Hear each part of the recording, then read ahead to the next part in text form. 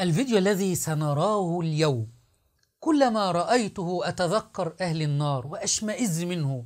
هؤلاء الذين سنراهم الآن وهم في هذا المجلس الذي يزعمون أنه حسيني، باحمرار في الجو، بظلام، ببكاء، بصراخ وعويل، وهم يضربون على ظهورهم وعلى وجوههم ويتساقطون واحدا تلو الآخر، ويزعمون أنهم بهذا يتقربون إلى الحسين.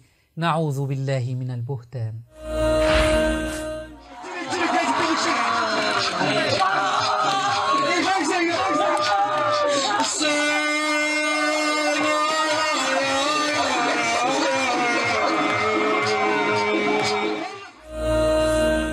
لا يستبعد أن يكون هؤلاء سكارى ورب الكعبة.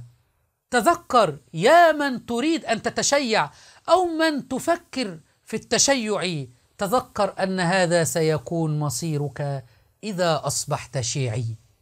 شعائر حسينية أم وساوس شيطانية؟